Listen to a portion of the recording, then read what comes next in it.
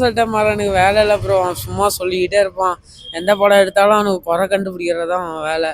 சரியுமே அப்படிங்கிறப்போ அவருடைய வயசுக்கு அவர் வந்து அதை பழசு புளிச்சு போனதுன்னு சொல்றது வந்து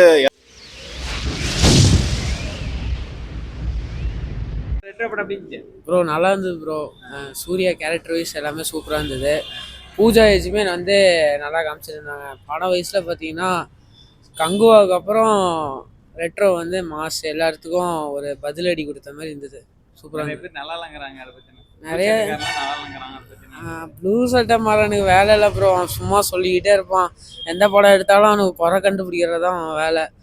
அதனால் நெகட்டிவாக பேசலாம் அவாய்ட் பண்ணிவிட்டு பாசிட்டிவாக இருக்கிறத பற்றி பேசி படத்தை டெவலப் பண்ண பார்க்கணும். படம் பார்க்குறவங்களுக்கு ஒவ்வொன்றும் பிடிக்கும் பிடிக்காது தான். இருந்தாலும் ரெட்ரோன்னு எடுத்துக்கிட்டிங்கன்னா சூர்யாவுக்கு வந்து கொஞ்ச நாளாக தமிழ் ஃபிலிமில் இண்டஸ்ட்ரியில் எதுவுமே ஹிட்டான படம் எதுவும் வரல. இப்போ ரெட்ரோ வந்து ஹிட்டாக இருக்கும்னு நம்புகிறோம். அவ்வளோதான். இது வந்து படம் சூர்யா படம் வந்து நல்லா இருக்காதுன்னே சொல்லி பார்க்குறாங்களா ஒரு வேலை? அப்படிலாம் இருக்காது ப்ரோ. அவங்க மைண்ட் செட்டு தான் ப்ரோ. ஒரு படம் ஃப்ளாப் ஆனால் அடுத்த படம் பிளாக் பஸ்டர் ஆகாமல் இருக்குமா? அதனால் சூர்யா வந்து நல்ல ஒரு கதையை தேர்ந்தெடுத்து பெண்களுக்கு உதவியாக இருக்கிற மாதிரி நல்லா காமிச்சிருக்காரு படத்தில். அவர் யூஸ்வலாகவே எல்லா படத்தையும் அவருடைய கருத்து. பட் நம்மளுக்கு வந்து அவர் என்னன்னா ஒரு 100 படங்கள் 200 படங்கள் பார்த்து இருக்கும்போது கண்டிப்பாக ஒரு ரிப்பீட்டேட்டிவ் விஷயங்கள் நடக்க தான் போகுது எல்லா இண்டஸ்ட்ரியிலையுமே. அப்படிங்கிறப்போ அவருடைய வயசுக்கு அவர் வந்து அதை பழசு புளிச்சு போனதுன்னு சொல்றது வந்து யதார்த்தம் தான். பட் ஆனால் புது ஜென்ரேஷன் ஒரு புதிய கண்ணோட்டத்தில் பார்க்கும்போது அவங்க இதுக்கு முன்னாடி பழைய படங்களில் பார்த்துருக்க மாட்டாங்க. அதனால ஒரு ஜென்ரேஷனுக்கு ஒன்று புரிதல் இருக்கும். அவருடைய அந்த ஓல்டு ஜென்ரேஷனுடைய புரிதல் அப்படியா இருக்கலாம். அப்படிங்கிறதுனால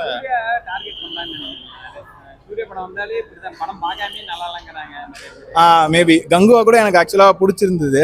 பட் அந்த உழைப்பு அதெல்லாம் மதிக்காம டக்குன்னு ஒருத்தங்க மேல ஒரு வெறுப்புணர்வு வன்மம் இருக்கிறது தான் நான் பாக்குறேன். என்னது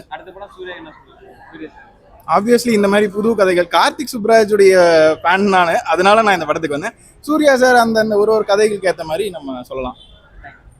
சூப்பர்ங்க, நல்லா இருக்கு. சூப்பர்ங்க, சூப்பரா இருந்துச்சு.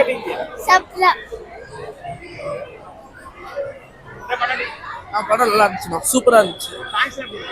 புரியல. இப்போ ஓரளவுக்கு நல்லா இருந்துச்சு. ரொம்ப நல்லா இருந்துச்சு. அந்த லாஸ்ட் சீன் தான் நல்லா இருந்துச்சு.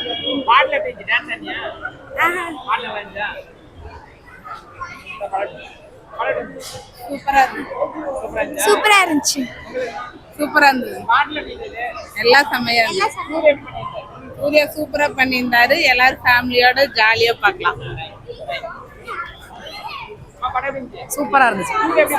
சூர்யா நல்லா ஆக்ட் பண்ணிருக்காரு. பாட்டு நல்லா இருக்கு.